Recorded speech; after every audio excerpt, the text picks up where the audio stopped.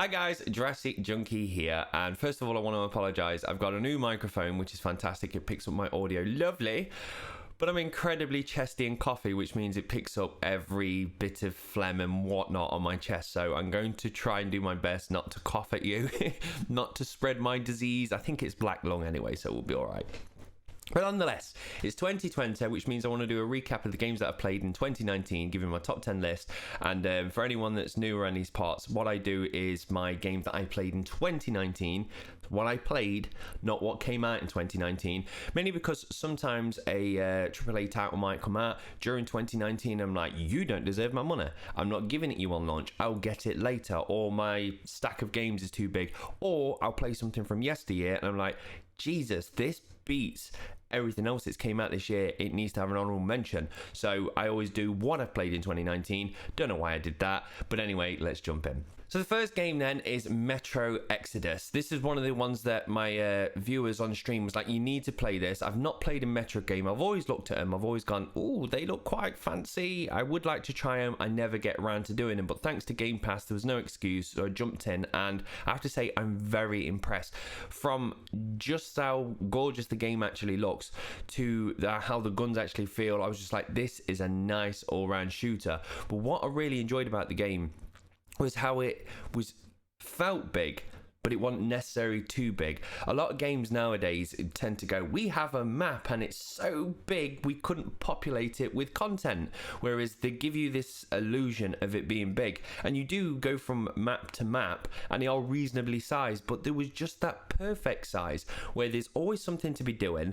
You can tell you've actually spent a lot of time crafting the maps without going far too big just to justify you going, oh, you've got a vehicle so you can drive for at least 1 hour in that direction. But is it fun? And they've asked themselves that and go, no. So they've kept it small, kept it tight, and it's just a fantastic game. The only thing I could actually moan about the game is it's another one of these games that falls into the trap where they go, we're going to give you a good or bad ending depending on what you do. And it's quite hard to fall into a good path, I think, without maybe having a walkthrough or something like that. I was fine because while I'm playing it, I had people going, psst, do you want to know what you might be doing around about these parts? And they kind of guided me into the correct path. So I think without them, I would have potentially got the bad ending, which pisses me off because when you put so much time and effort into a game and you do your best, and sometimes you don't read in between the lines, then they're like, no, bad ending for you. And you're like, shit. So some people like them, some people don't. I don't mind them if they're quite obvious. Like if you go up and punch a granny in the face and you go, that was probably a bad thing to do. But sometimes it's quite hard to understand what is good and bad in these kind of games. And I feel like this was one of them. So in at number 9 is a game that I never played back in the day, and I thought I need to get on it now, ready for the new game coming out, and that is Beyond Good and Evil. I have to say, I really am annoyed that I didn't get into this game when it first came out, mainly because I played the entire story, I did a few of the side missions and everything like that, and overall just absolutely enjoyed the game. But there is lots more to be doing in the game, and I haven't got the time to do it. Like, I'm like, time to move on to the next game. But I would have loved to play it back in the day when I didn't have much to do. And I was like, you know what? I'm going to get all these orbs. I'm going to go off and do all these because it was just good. But it also made me sad because it made me realize these games don't exist anymore. These like 3D platformy, I don't know what you want to call them, camera locked behind your head, run off in a crazy world kind of games. And it just feels like they died in the 360 days, and it's awfully sad. Like, the new game is coming out, it doesn't feel like anything like the original game, which is fine. It looks like it's going to be its own beast, and I'm excited for that. But I just want them old 360 games again, and that's why when I jumped onto this, it's like, yes, this is what I'm missing. In number 8 is a game that I really didn't expect me to get me like it did, and that is Graveyard Keeper. Now, I've been known to jump onto games like Stardew Valley and things like that, where I've gone, I'll just try it and see what everyone's talking about it, and the next minute I'm like, Jesus, I'm 500 hours into this game.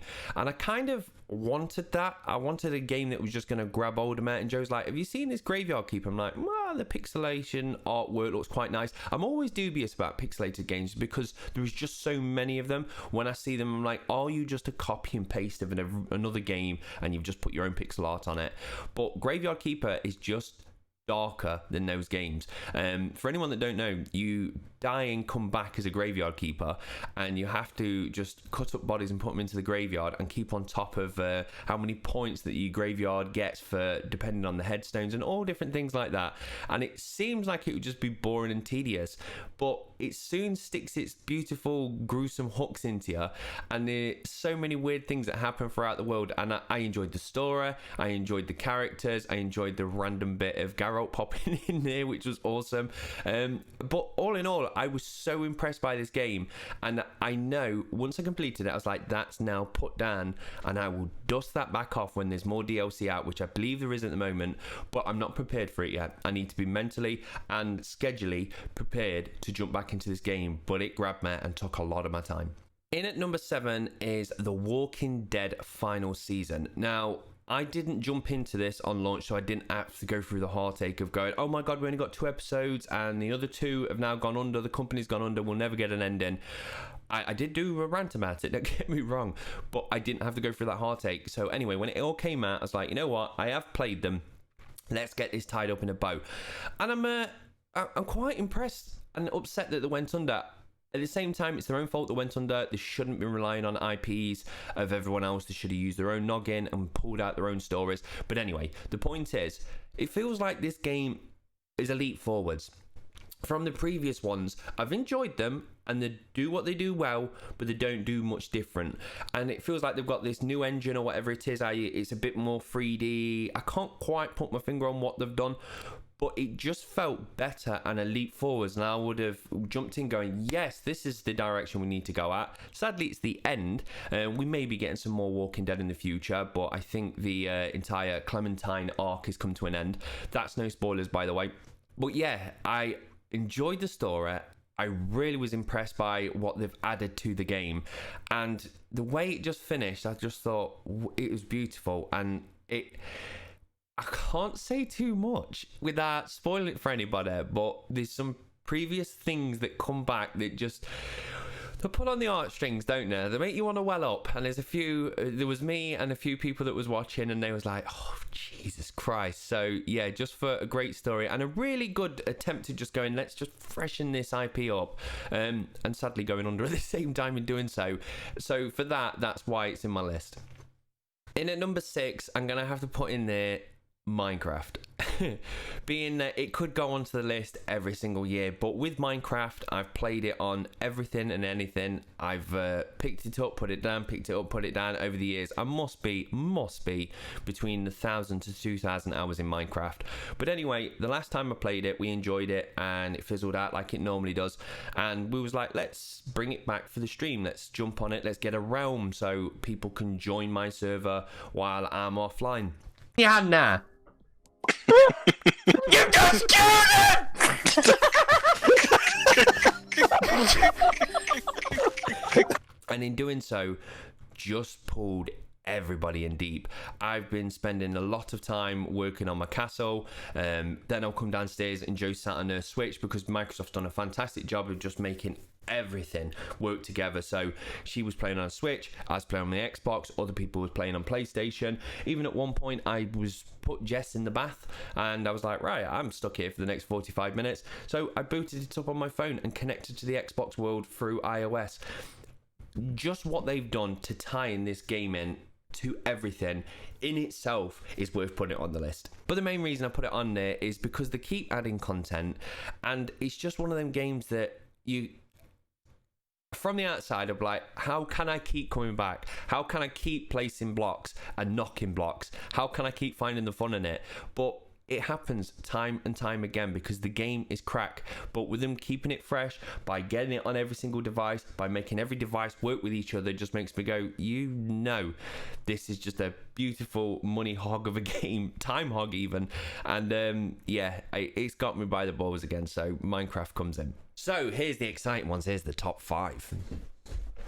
So number 5 is Psychonauts. Now, a game that I've heard everybody say it's the best game ever. Everyone always praises Psychonauts. And the thing is, when people tend to praise something of that degree, I'm always like, ew, is it as good as it won? Or have you got these goggles on that go, back in the day I used to love it, so it still must be amazing. So I was like, let's try Psychonauts out. Fucking hell. What a fantastic game that is. If you've not played it, play it. But more than anything, again, it was that 360 yesteryear style game that we just don't have anymore. Yes, Psychonauts 2 is coming, so I'm super excited for that. But the point is, not only is it the old beautiful worlds that I miss, but the flat out depth that is in the game, how you have to go in someone's head to obviously solve the problems, but you're in a world and then you can go in another world, and then within that world you can get in another world, and you can get shrank and put into a game that's inside another world, and it just keeps going down. And I was like, I'm so shocked this is a 360 game. Like, if this came out now, I'd be like, wow, how many levels they go down. It's like Inception. They just keep going further and further and further, and you're like, that must have taken God knows how much time to do. But yeah, here it is. Yesteryear game, absolutely crushing it. And also, each world it's got its own style and its characters and its monsters, and I was just like, there's effort to the highest degree on this game, and I was just impressed. I think the humor's great. I think the actual game mechanics is fun. Just the story and everything is amazing. But that aside, it's just how impressed of the sheer size of this game. Like I say, it's not going to be a gigantic 50-hour game, but from what you do from start to finish, the twists and turns and levels you go down and come back up again, I've not seen before, and it's absolutely fantastic. So please go and play Psychonauts. So number 4 is a random horror game by the name of Visage. Now, granted, I haven't completed all this game, mainly because it's not all out yet. From what I can tell is there's 4 chapters, and this is early access, so give us the first 2. Now, the first 2 is a game in itself, in my opinion, for the price. I've paid more for less, and I went into this going, okay, let's see what it's going to be about, and my God, all I can say is if anyone was lucky enough to play PT, it's like they've taken PT and heavily leaned on it, fleshed it out, turned it into a fantastic game, and I've never played a horror like it. I've never been so scared in my entire life. I'll probably put a little clip in here of me being chased by a kid. That scream is real. Has she dropped that thing yet?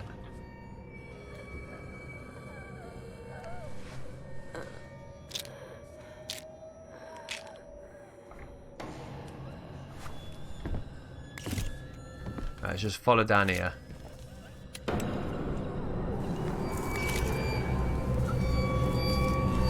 Ah! Oh, it's a kid! It's a fucking kid! And they just worked on everything from having to have a flash that you can only see a particular spectre or ghost or whatever you want to call it. So you have to turn the flash on. You only get an instance of him. He could be here, could be there, you don't know. Everything that they can do to just fuck with you, they do. It's got fantastic audio. Granted, one of the audio puzzles completely spun me out for a bit until, again, somebody in chat was like, just listen. But all around, graphically, I wouldn't say the story's fantastic, but there is definitely one in there to pull you along.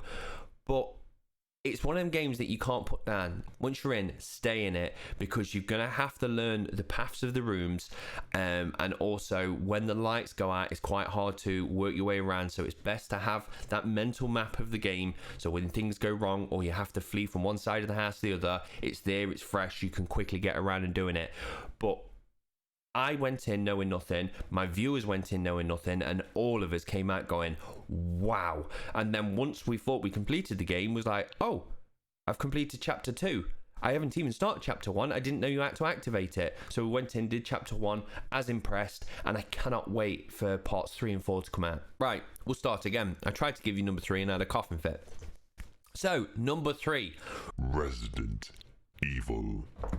Or Resident Evil 2, should I call it? I got it right the first time before I ended up bringing up my lungs. But nonetheless, yes, Resi 2. So, I originally, a couple of years ago, hadn't played any of the Resident Evils, and since then fell madly in love with them, and I've gone through them all in a very random order. But Resi 2 was one of the ones that was missing out of the catalogue, and I was like, I'll wait until this remaster comes out. It came out at a very reasonable price, might I add, and I jumped in, and visually, absolutely beautiful. And there's something beautiful about the Resi games. like you got Visage, which is its own style of horror, and then you've got Resi, which again is its own style of horror, and that's why I enjoyed both of them in different ways.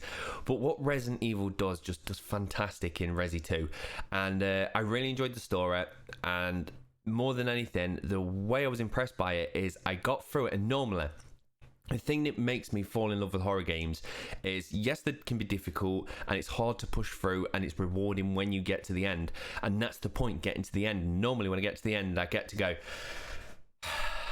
I did it.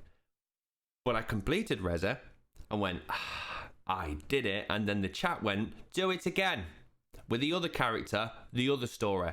And I was like, I just did it, people. Like, don't make me go back in. And they forced me back in, and I'm so glad I did. And it's not like me to play a game twice, especially after just completing it. I may shelf a game and come back 2 years later and give it another go, but to instantly just jump in and play it again, and granted, yes, because the story slightly changes and it bumps in it different ways, but I loved it. I loved how it did that, and that's one of the things that Resi's just awesome for. But they had this scare moments that just came in and hit you in the face, but then you'll lose it. Oh my god. It's just disgusting how good he is. He didn't even try. He just knew it was 1, 3, 4. Oh, it's unstoppable. That was a fucking awesome. Right, there's jump scare, ladies and gentlemen. And it's the right level of difficulty as well. It's tough. You've got to control your ammo supplies, and every time you just think, oh, I'm gonna die, you just get a sliver of hope with a little bit of health or a little bit of bullet. And it's not just the story or the graphics or the horror. It is the mechanics of just keeping you constantly just fighting for survival. You're just on the edge, and I don't know any games that can balance it like a Resi does, and it was just beautiful. So in at number 2 is Batman Arkham Knight. Now, this is a game that I've played. I played one or two. Yeah, I think I played the previous 2 Batman, and I enjoyed them. And then when Arkham Knight came out, I just remember the shitstorm across Steam, and everyone's like, it's crap, and they got refunds, and it just made me go, whoa, something's broken. So I just kind of left it and knew I could come back to it when it's all patched, and that time never came. And when I was on Twitch again, there was like, you need to play Batman. So jumped in, and wow. Like, first of all, I can't get that you've now got the Batmobile in there, and people are split 50-50. People are like, it's just a bolt-on. And I cannot disagree more. A bolt-on is when something just gets chucked on and it's not fleshed out. That's a fucking fleshed out mechanic of the game, and it is awesome. Now, if you don't like it, that's fine. That's your opinion. But do not call it a bolt-on, because you can tell the game has been built around it. This is no bolt-on. This is the living heart of the game. But yeah, that's absolutely awesome. And then when it came down to the sheer amount of content in the game, it just blew me away. I was like, right, off we go. Do a bit of story, do a few side missions. Then I brought up like the mission wheel. I was like, what cow? Jesus Christ, there's all this to do. I didn't do everything. I didn't go around and disarm every single bomb, but the point is, if you wanted to, there is so much content there. And I'm not a surface level gamer. I will dig in and then come back out, but I won't stay in the trenches and do every last piece. But for somebody that was doing that all the time, there was content, there was variety. I was doing this, doing that. Oh, I'm off to do this. Oh, I've just found this, let's do this. And the Riddler stuff, my word, I needed more. I needed more. I didn't do every single Riddler question mark around the city, but when it came down to his like puzzle or dungeons or whatever you want to call it, they was fantastic. They was, especially when it was some of the Batmobile stuff and you have to race around and not crash into things on a time limit. It kept my butt cheeks clenched throughout those parts. I enjoyed the story. I think the voice acting's fantastic, and you just feel like a fucking badass superhero in it. It's got to the point it scared me off playing Spider-Man. A lot of people said Spider-Man's fantastic, and I've seen a few people play it, and visually it looks good, and I think I'll enjoy that game. But at the same time, when I was looking at Spider-Man, I was playing Batman. I'm like, Spider-Man seems lacking. Naive of me to say that, and I haven't completed it or played it yet. But the point is, it just didn't look like it had that rich universe that Batman does. And it's just, I'd like to have a bonk on the head so I could go back in and play the game fresh and not know anything about it, because it's just that fucking good. So, what's number one? A lot of people are like, no, I know what your number one is, Sunshine. And it's Sekiro. Now, this is a game I am so lucky that I didn't really know what I was buying. I looked at it, and for anyone that don't know, I tend to just do this at trailers, because I think trailers, if it's movies, TV shows or games, give away too much, and I love going into a game blind. And it kind of backfired in this circumstance, but then didn't backfire because of it. And I didn't know it was a Dark Souls style game. I didn't know it was one of these rock solid games. I just looked at it, half looked at it even, and went, ooh, that looks good. Down to Argos I go. Picked it up, put it in. I was like, oh shit, this is real difficult. And at the same time, talking to people on Discord, and they're like, you do understand it's a Dark Souls game? I'm like, oh fuck, what have I purchased? But I've dabbled with the Dark Souls games, and I'd like the idea of getting good, you know what I mean? Mastering the game and perfecting everything. But the games just don't grab me. But I think it's because it's their universe, and maybe it's because they're a bit slower. Not because they're old or anything, but the melee attacks are a bit slower, whereas this is quite fast paced. And I was like, so therefore, if something goes wrong, it's on me. It's me not blocking quickly enough or doing this quick enough. So I just stuck with it. And it was weird. I was like, I'm not going to complete this game. There is no way for somebody that's never played one of these style of games to get to the last boss and beat them. That's impossible. But let's have a fucking effort. Let's jump in and see how far we can go. And just getting past the normal dudes was a challenge to start off with. Until you start to learn, your brain will be wise. And you're like, okay, this is how I need to approach these guys. And then just going through and getting through that first boss makes you go, oh, okay, right, we've got through the first boss, and I'm feeling this thing I've not felt in a long time. All these endorphins are going through my body, my heart is elevated, I'm excited, hit me again. And it's weird, it's like this punishment and reward system that's constantly going off in your head, and I kept on pushing forwards, and next minute I'm like, I feel like I'm halfway into this game now. And if I'm halfway into this game, if I stop now, that's a waste. And it kept pushing a minute. And then to the point where I got down to the last three bosses, and my brain had a proper argument with itself where it was like, right, you need to make a decision now. You're not going to be able to beat this last boss, are you? So let's stop now. Let's say, look how good we did. We got 90% of the game done. Well done, Junkie. And then we haven't got to go through the heartache of spending 50 hours fighting this boss that we cannot win. Let's stop now. And then the other side of the brain just went, fucking do it. So I did it. And my God, did I have to put the hours in. I ran around and did the grinding, which I wouldn't say is like normal grinding. It's just enjoyable. I want to get back in that game.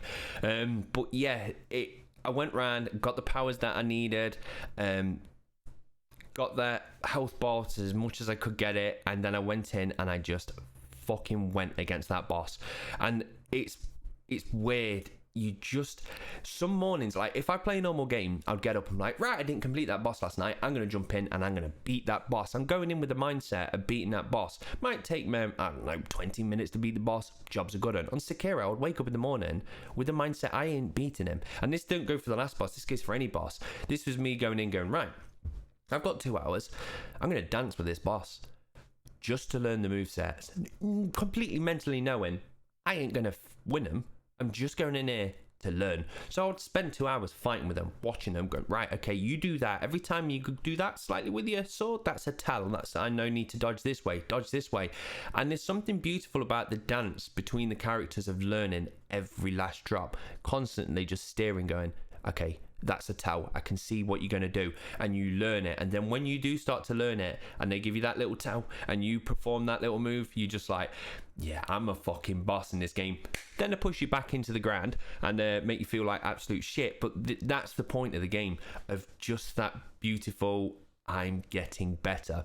And the thing is as well, when you're on top of your game, it's electrifying. I've got one clip here that I got from Twitch, and it's where I was fighting a boss that you constantly have to counter. It's not about brute force him or anything. It's about just waiting and catching them blade swings, and as you can see on this clip, I just nailed them one after another, and you can see the excitement. You can even see my heart levels elevate. Nah, me and you, come on, come at me, bro.